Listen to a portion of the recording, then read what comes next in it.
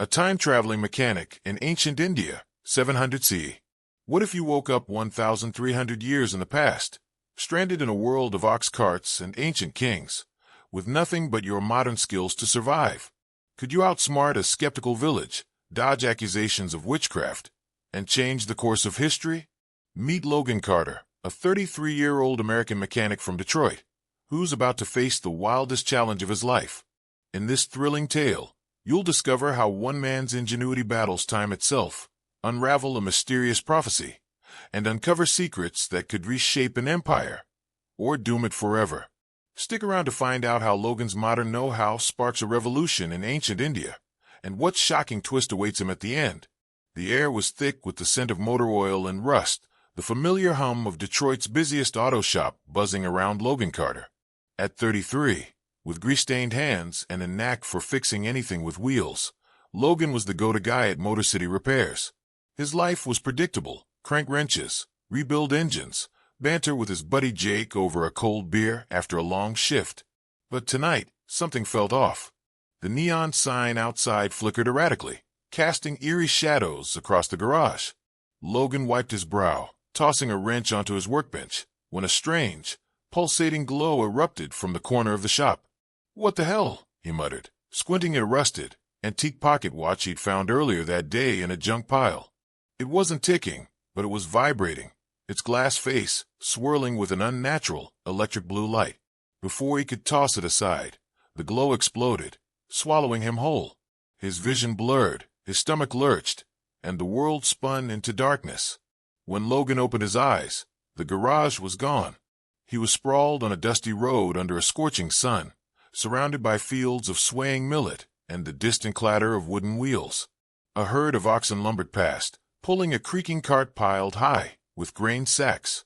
Men in rough-spun tunics stared at him, their faces a mix of curiosity and suspicion. Logan's Carhartt jacket and steel-toed boots stood out like a spaceship in a haystack. "Where am I?" he croaked, his Michigan accent jarring in the stillness. A wiry man with a weathered face stepped forward, clutching his staff. "You, stranger. Speak. Are you a demon or a god?" His voice trembled, and Logan noticed a crowd forming, their murmurs growing tense. Neither," Logan said, scrambling to his feet. "I'm just Logan, from Detroit." The word Detroit drew blank stares. He glanced around, heart pounding. The road was lined with mud brick huts, their roofs thatched with straw. No cars, no power lines, no sign of the 21st century. His mind raced. This wasn't a prank or a dream. That damn pocket watch had done something impossible. The wiry man, who introduced himself as Arjun, a local trader, explained that Logan was in a bustling trade hub near the Ganges River, in the kingdom of Kannauj, year 700 by their reckoning. Logan's head spun. 700 C? Ancient India. He'd been hurled back over a millennium, to a time when technology meant a well-crafted plow. Worse, Arjun pointed to a line of broken ox carts clogging the road, their cracked wheels and splintered axles stalling vital trade routes. "These carts are our lifeblood," Arjun said, frustration in his voice.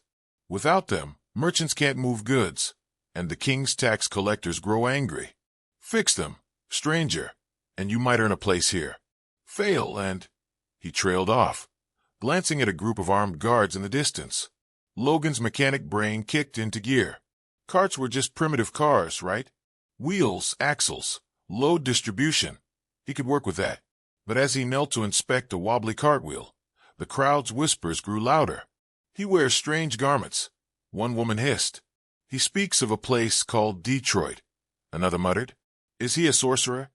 Logan's stomach nodded. His modern knowledge was his only edge, but it could also be his downfall in a world quick to cry witchcraft. As he ran his fingers over the cart's crude wooden axle, an idea sparked. These carts were inefficient, heavy, and prone to breaking under the weight of grain and spices. Back in Detroit, he'd rebuilt transmissions with less to work with. If he could streamline the wheels, maybe introduce a basic spoke design or reinforce the axles, he could revolutionize the transport system. But he'd need tools, materials, and trust from a village already eyeing him like he was the devil incarnate. The sun dipped low, painting the sky in hues of saffron and crimson. Logan stood, wiping his hands on his jeans, and faced Arjun. "I can fix these carts," he declared, his voice steady despite the knot in his chest. "But I'll need a forge, some iron, and a few hands to help." Arjun's eyes narrowed, but a flicker of hope crossed his face. "You have one day to prove yourself, stranger," he said. "The king's men arrive tomorrow. If the carts aren't ready, they'll blame us all." Logan nodded, his mind already racing with plans. He didn't know how he'd ended up in 700 CE, or if he'd ever get back to Detroit. But one thing was clear. His skills were about to be tested in ways he'd never imagined. Could he outsmart a medieval world with nothing but his wrench and his wits? Or would his modern ideas brand him a heretic before he could even begin? As night fell, a shadowy figure watched from the edge of the village, clutching a staff carved with strange symbols. The guru's eyes gleamed with knowing, as if he'd seen Logan's arrival foretold. What secrets did he hold about the pocket watch, and the road to the future he would later whisper of? Logan's journey is just beginning, and the stakes are about to skyrocket. Will he turn a village of skeptics into allies, or ignite a witch hunt? Can he fix the king's carts in time, or will he face a dungeon, or worse? And what's the deal with that mysterious guru who seems to know more about Logan's time travel than he's letting on? This tale of grit, ingenuity, and survival will pull you into a world where every decision could spark a revolution or a disaster. Stay tuned to see how Logan's modern know-how clashes with ancient traditions, and what shocking twist awaits in the heart of Kannauj. The morning sun blazed over the village of Kannauj, its golden rays glinting off the muddy waters of the nearby Ganges. Logan Carter stood in the heart of the bustling marketplace, now his makeshift garage, surrounded by a chaotic sprawl of broken ox carts. Their wooden wheels were cracked, axles warped, and frames sagging under the weight of neglect. The air buzzed with the chatter of merchants, the lowing of oxen, and the sharp clink of a nearby forge. Logan's Carhartt jacket was already soaked with sweat, his steel-toed boots caked in dust. He'd promised Arjun, the wiry trader, he could fix these carts by sundown, but the crowd's suspicious glares weighed heavier than the task itself. "All right, let's do this," Logan muttered, his Detroit grit kicking in. He knelt beside the nearest cart, running his hands over its crude axle. Back in Motor City, he'd rebuilt engines, with less to work with, but this was different. No power tools, no spare parts, no YouTube tutorials. Just raw wood, iron, and a village ready to cry, which, at the first misstep, his plan was simple but bold. Redesign the wheels with a basic spoke system to reduce weight and reinforce the axles with iron bands for durability. It was tech straight out of a history book, but to these folks, it might as well be magic. Logan turned to Arjun, who hovered nearby, clutching his staff. "I need a forge, some iron, and a couple of strong hands. You got any blacksmiths who can keep up?" Arjun hesitated, his eyes flicking to the crowd. "The forge belongs to Vikram, but he's particular.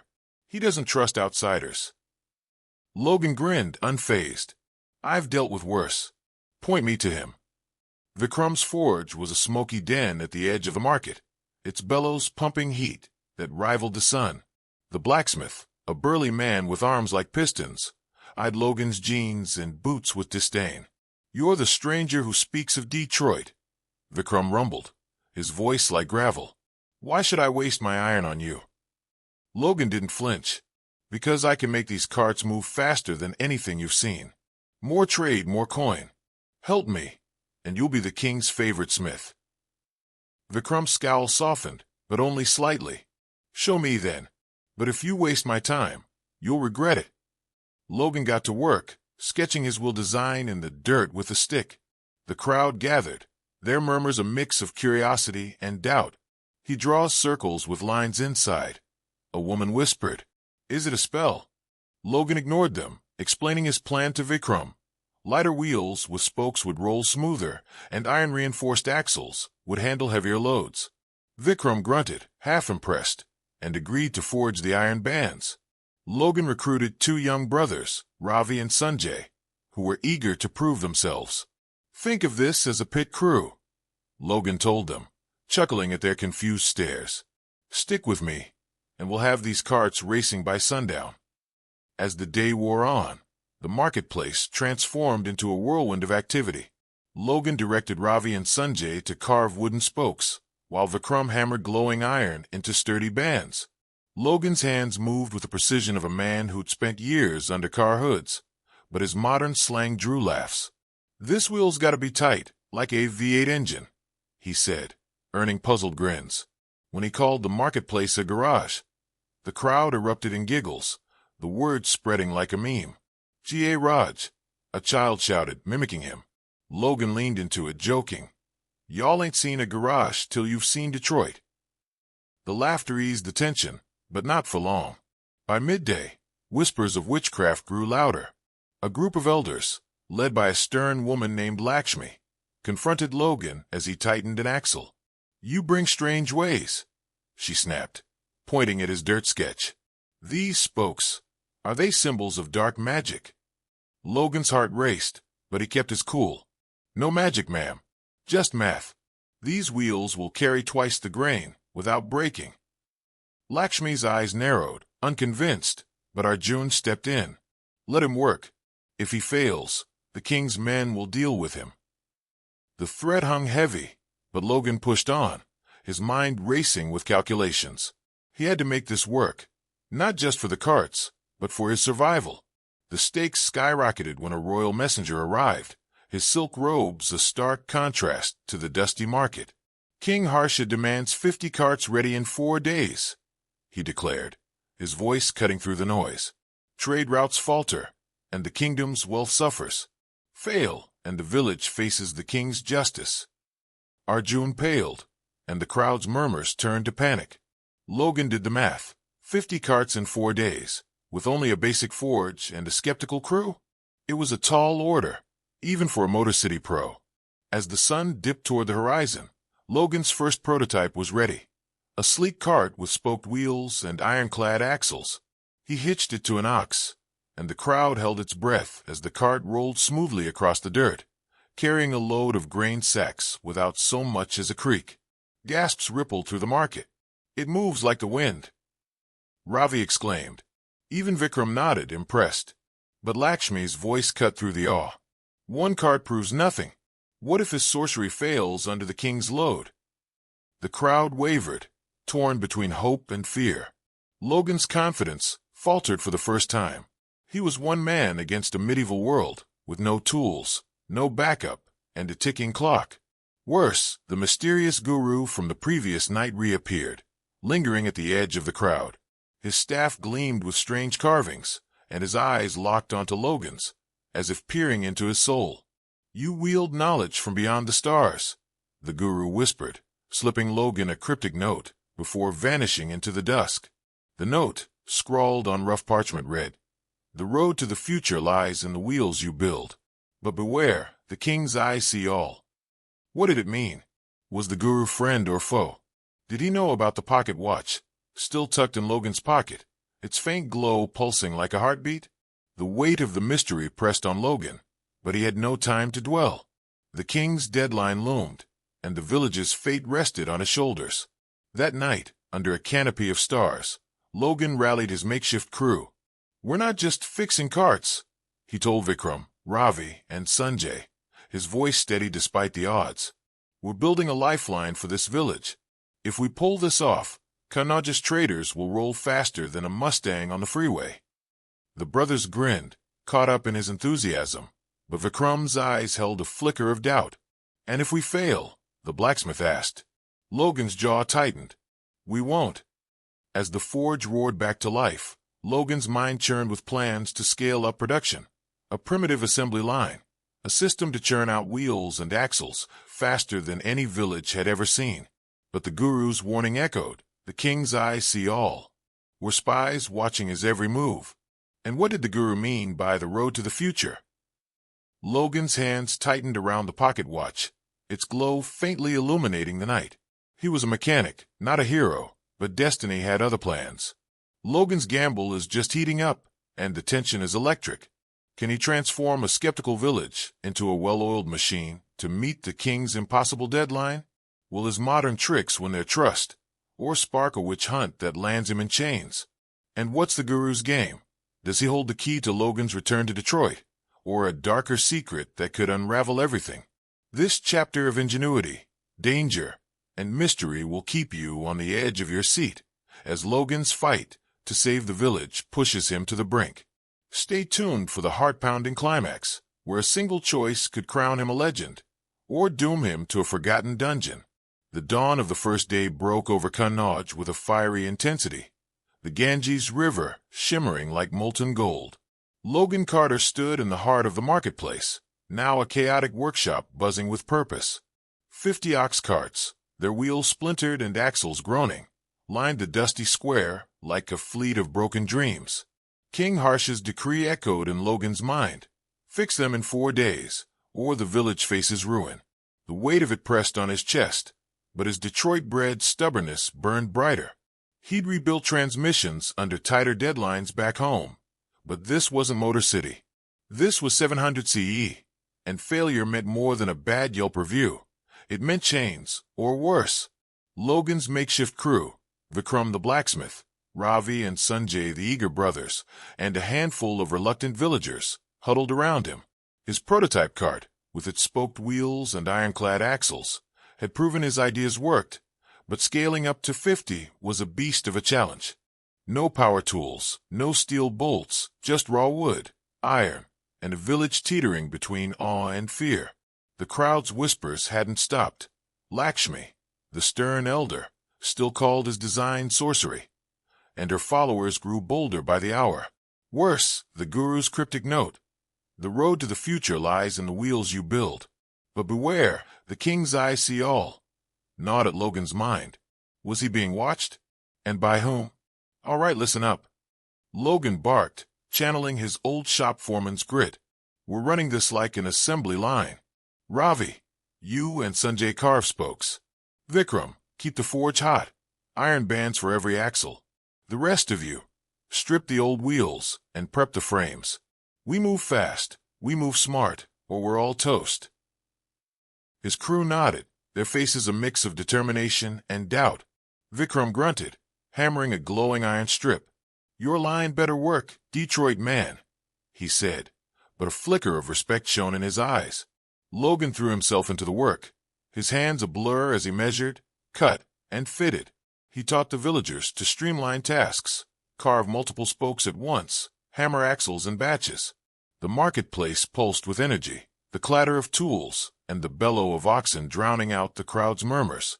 By midday, 5 carts rolled smoothly, their new wheels spinning like a dream. Merchants cheered, loading them with grain sacks that didn't so much as wobble. It's a miracle. Sanjay shouted, his grin infectious. Even Arjun, the cautious trader, clapped Logan on the shoulder. You might just save us, stranger. But the tide turned as the sun climbed higher. Lakshmi and her followers gathered, their chants of sorcerer growing louder. A young man, emboldened by the crowd, hurled a stone that narrowly missed Logan's head. Your wheels defy the gods, he shouted. Logan's temper flared, but he kept his cool, wiping sweat from his brow. These wheels carry your grain, not curses, he shot back, pointing to a loaded cart. You want to starve, or you want to trade? The crowd wavered, but Lakshmi's glare was unrelenting. The king will hear of this, she hissed, storming off. Logan's got twisted. If she reached Harsha's court with tales of witchcraft, no number of fixed carts would save him.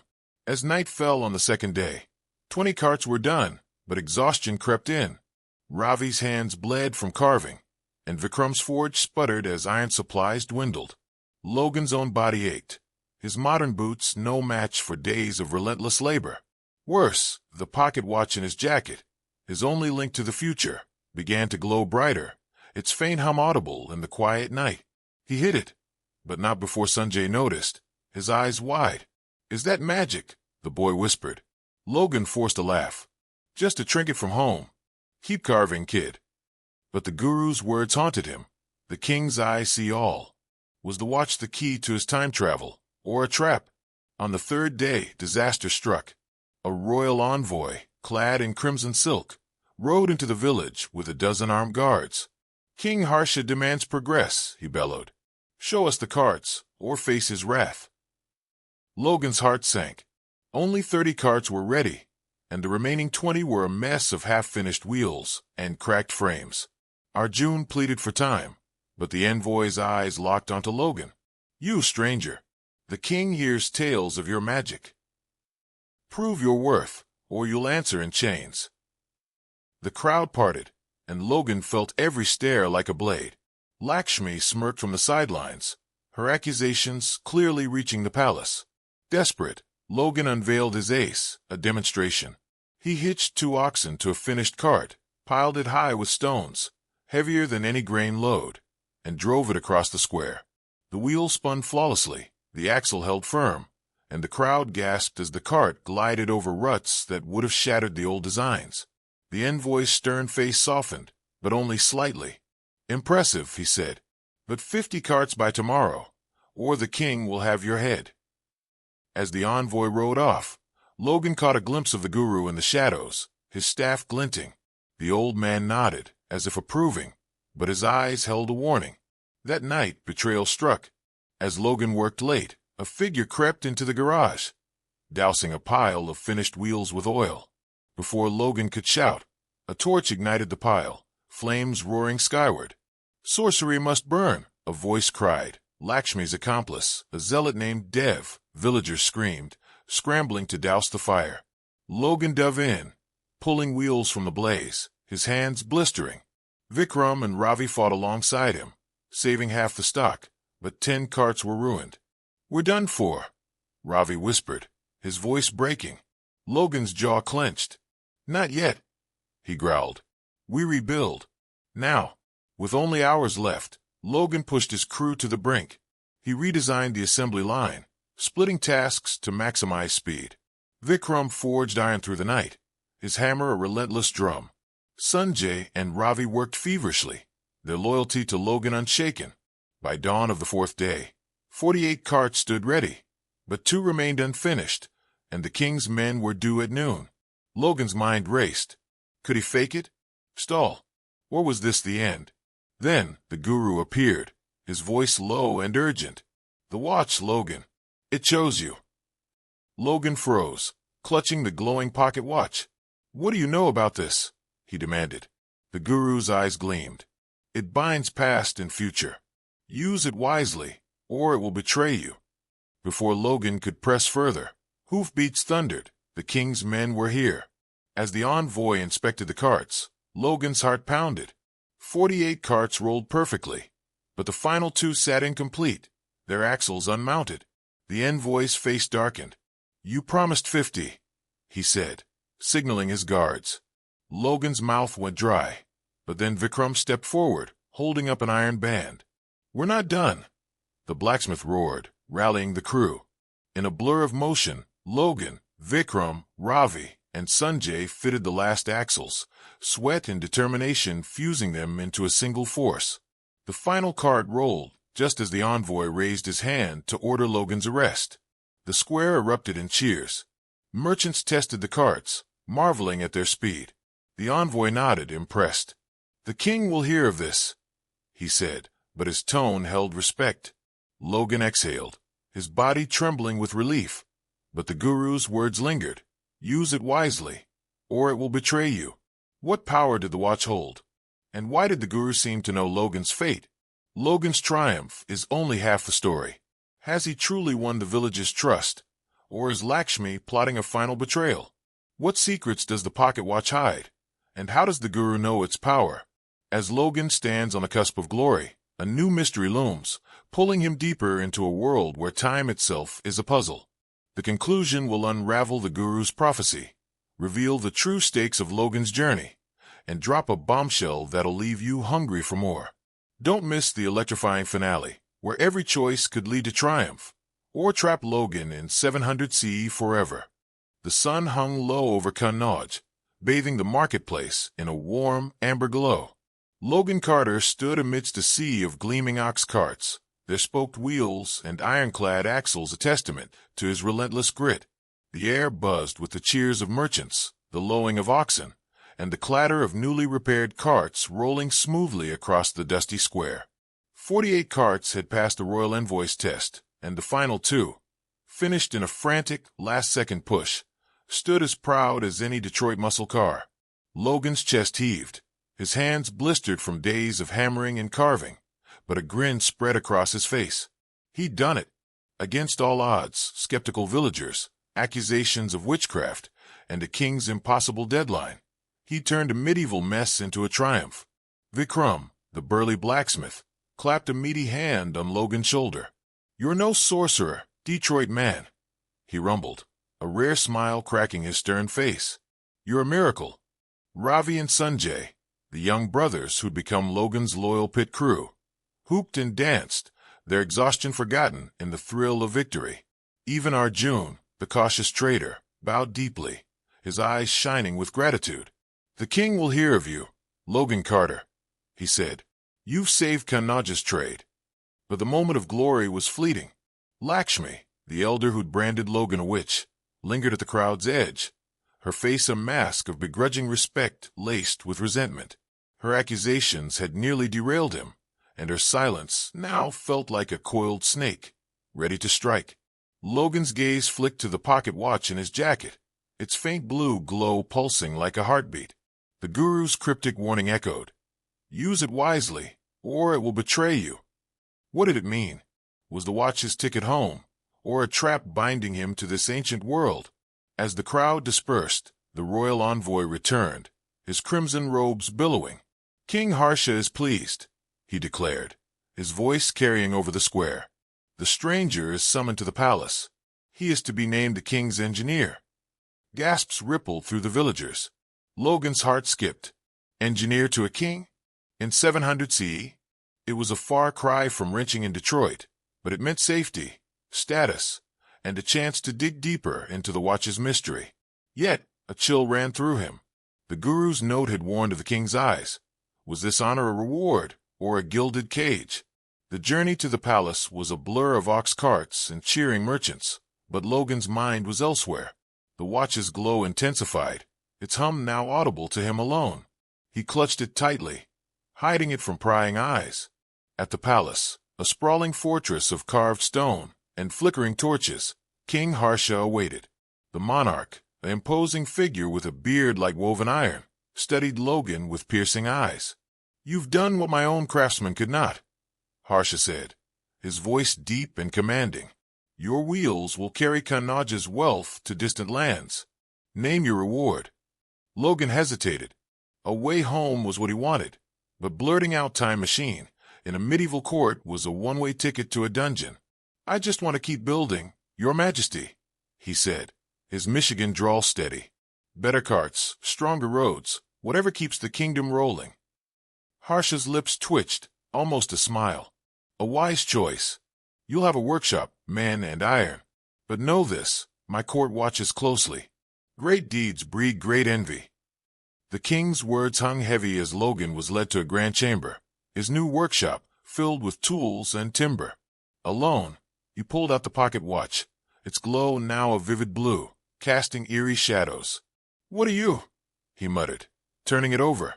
The carvings on its casing, strange, almost futuristic symbols, seemed to shift under his gaze. Before he could ponder further, a soft voice broke the silence. "You've walked the first step of the road to the future." Logan spun to find the guru, his staff glinting in the torchlight. The old man's eyes burned with an intensity that made Logan's skin prickle. "You knew I'd come here," Logan said, holding up the watch. "You know what this is, don't you?" The guru stepped closer, his voice a whisper. "It is a key, forged beyond time. It brought you here to mend the wheels of fate. But the road is long, and the king's enemies circle. They seek the watch, and its power." Logan's pulse raced. "Power? What kind of power?" The guru's gaze darted to the shadows, as if sensing unseen ears. "It can open doors to worlds unseen, but only for one who masters its will. Seek the Temple of the Star, beyond the Ganges. There, the truth awaits." Before Logan could demand more, the guru vanished into the dark, leaving only the echo of his words. The road to the future. As Logan stood alone, the watch pulsed hotter, its light spilling across the room. A vision flashed in his mind, a fleeting glimpse of Detroit's skyline, then a vast, starlit desert with a temple glowing under an alien sky. Was it a way home, or a lure to a deeper trap? Footsteps echoed outside, and Logan hid the watch, his heart pounding. Were they Harsha's guards, Lakshmi spies, or something worse? The king's offer of power was tempting, but the guru's warning hinted at a conspiracy that could swallow him whole. Logan gripped a hammer, his mechanic's instinct screaming to act. He could stay, build a legacy as Harsha's engineer, and risk the court schemes. Or he could chase the guru's cryptic lead to the Temple of the Star, gambling everything on a chance to unlock the watch's secrets and maybe find his way back to 2025. The choice loomed, as vast and uncertain as the Ganges itself. The palace doors creaked open, revealing a figure cloaked in shadow. "Logan Carter," a voice hissed, "neither friend nor foe. The king summons you now." Logan's hand tightened on the watch, its glow a beacon in the dark. Whatever came next, he'd face it with the same grit that had carried him through Kanauja's chaos. But one question burned brighter than the rest. What was the road to the future, and where would it lead? Logan's saga is far from over, and the stakes are higher than ever. Is he a hero destined to reshape an ancient kingdom, or a pawn in a cosmic game he can't yet see? What secrets hide in the Temple of the Star, and who's hunting the power of his mysterious watch? This thrilling conclusion leaves you teetering on the edge of a grander adventure, with twists that'll keep you guessing. Don't miss the next chapter. Head to my channel to uncover what lies beyond the Ganges, and whether Logan will conquer time itself or be lost to it forever.